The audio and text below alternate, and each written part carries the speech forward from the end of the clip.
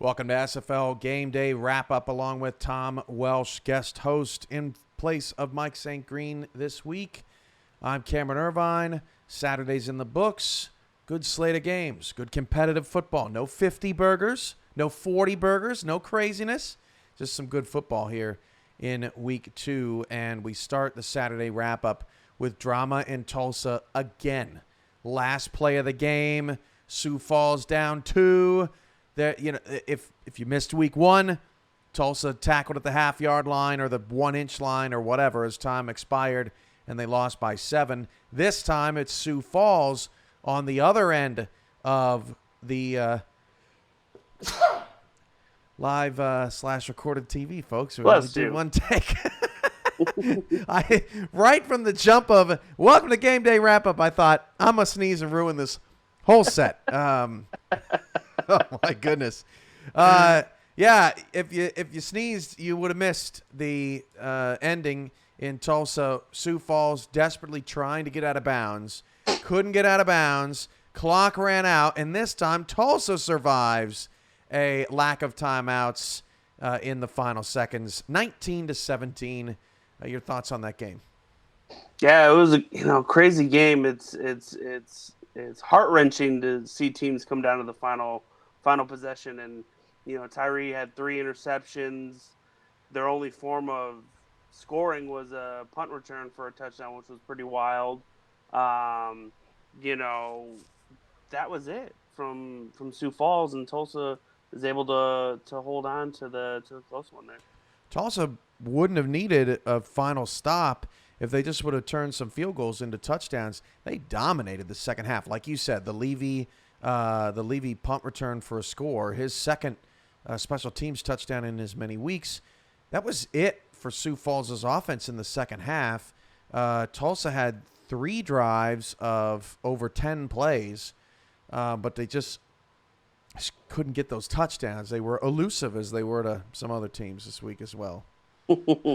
Yeah, I know that all too well. Yeah, with us in the last game, but yeah, they couldn't put it away and had to rely on their defense to step up and finish the game for them. So that they did, and they held St. Louis to 24 points. The first play of the game, JQ threw a pick, and it was like, oh my gosh, here he goes again with the turnover madness that he had in week 1. Didn't throw another one the rest of the way. Looked really clean. Sanzo had a good game. Good showing from Tulsa. This Desperado team picking up where they left off last season. Just missed out on the playoffs, but they were a scrappy team, and it looked pretty good out there. Yeah, I mean, giving up 24 last week, giving up 17 this week. Their defense is really stepping up and kind of leading the way for them. And if they continue to play these close games, you're bound to win some, you're bound to lose some. So earlier in the day, Mexico City dominated Carolina, but you wouldn't think it by the score. A very odd, unusual score. I'll have to check to see if we've ever had an SFL game end like this. 21-7. There wasn't even a single field goal attempt. It was just 4 touchdowns. The crazy thing is, Tom, Mexico City led 21-0 at the half. And that is even compounded by the fact that Carolina last week led Louisiana 31-0 at the half, then got shut out in the second half, got shut out in the first half today, and then shut Mexico City out in the second half. Ended up only losing by 14. At the end of the day, it doesn't look too bad, but this was all Aztecs all day long. Oh, yeah, absolutely. I mean, we were sitting back watching it, and, we were counting the interceptions that Carolina was getting. They were getting some in the red zone. They were playing good defense, and the whole time we were thinking they're still in it. They're still in it. But, it really was all Mexico City the whole day. And, they looked to be in control the whole time. Their defense was awesome in the second half, only giving up the 1 touchdown at the end of the game there pretty much. And Phoenix Jones was running all over people like he normally does. And, yeah, it was all Mexico City, even though the score really doesn't say it that much. A crushing blow for Fort Worth to watch Houston win in the final stages against San Diego, to watch Mexico City roll to 2-0, and now Fort Worth is 2 games back of second place already here. That it's tough sledding for Fort Worth and quite possibly the toughest division. And we'll see what Lone Star, if Lone Star can bounce back. That would be wild to have 2 undefeateds and 2 winless after 2 weeks in the South. Oh yeah, the South is, like you said, it's quite arguably the toughest division, and having Fort Worth drop a really disappointing game earlier today to Arizona, and give credit to Arizona. Arizona's been really, really good the first 2 weeks of the season. They're undefeated, and their defense is no joke. And AJ and the offense has really kind of stepped up and really, really helped the defense out on that side. That was a 20-12 final, Arizona over Fort Worth. That started our coverage today. We had 3 teams score over 50 last week. We had 1 team score over 30 today. That was the DC Dragons. Of all the teams whose offenses fell off a cliff here in week 2, as expected, you got some film on some teams and it gets harder to score. DC, pretty impressive. 34 against a Vegas defense that only gave up 17 last week in a loss. And they did it in a variety of ways. They did it with Kevin Say. They did it with Shabazz Synergy. They did it with special teams with Kanye Rockefeller, getting them great field position once again. And they did it with defense with Jack Russell and Rockefeller and O'Brien on the line as well. They get they cruise against Vegas in the end. Yeah, their offense is turned out to be no joke. Putting up the 50 bomb last week and losing, and then starting off with the 4-play 40-something yard drive to start the game and no time flat. Scoring. We kind of thought that 50 bomb was legit and that they were going to do it, and then their defense goes and gives up a score right away too. So we were thinking that maybe the defensive 50 bomb that they gave up was right. legit too. Right. So it just shows that that their offense is good and their defense really kind of stepped up later on in that game and really made sure that they held on to win. And Atlanta put up 29 earlier in the day, so we almost had 2 30-point games, but credit to DC for being the only one today. Scott Johnson at one point had 76 yards on 26 carries.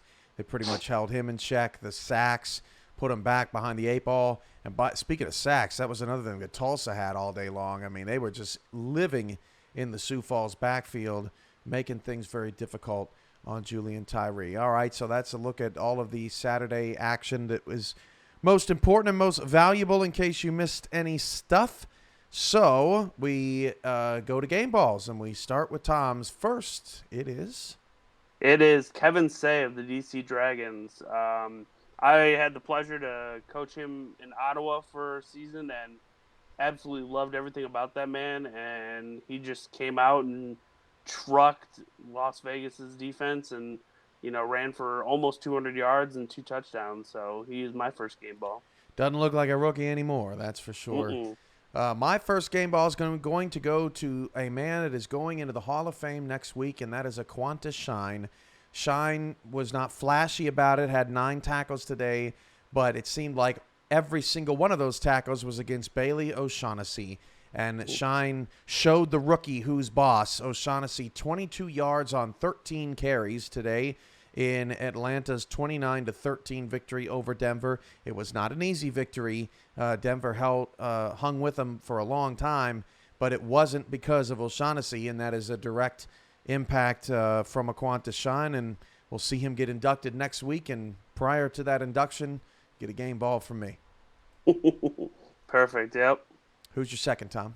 Second is Phoenix Jones of Mexico City. He after week 1 led the league in rushing and kind of continued on today. He had 119 yards rushing and 2 touchdowns and really paved the way for Mexico City's offense and really stepped up and led the way. He led the league in rushing touchdowns last season, and I think he's got 5 in the first 2 weeks. So he's on pace for 30. So someone's going to have to stop him eventually and get it to fall off because Phoenix Jones just continues to tear up the league. We were talking about the undefeateds just before we got off air. After being halfway through week 2, we have 3. We have Arizona, Mexico City, and Houston. How would you power rank those unbeatens right now? Arizona's looked really, really good. Houston, my San Diego Mavericks kind of pushed them to the limit and really gave them a game. But I would have to really go with Mexico City. Their dominance today was something that really stood out to me. Even though the score wasn't that, but they really stepped up and had a great offensive and defensive showing. So I would probably say, Mexico City 1, Arizona 2, Houston 3. We'll see who joins them tomorrow. Charleston's unbeaten.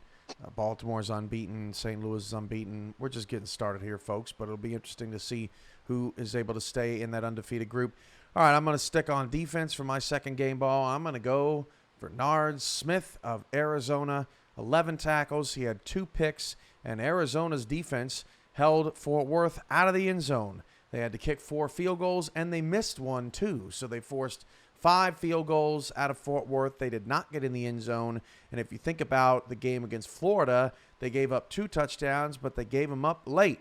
This Arizona defense has been just gritty through the first couple of weeks. They have Queen City. If Queen City manages to beat London and then Queen City plays Arizona at the convention, that's going to be one fun game to watch. And, it's going to be very interesting. But Bernard Smith, excellent game, young fella, and he gets my game ball. And that's it for me and Tom until tomorrow. Full slate of action going on Saturday, starting with Charleston in Louisiana at 2:30 Eastern on Next Level Sports. And we'll see you guys then. Thanks so much for joining us. Thank you. Let's do it.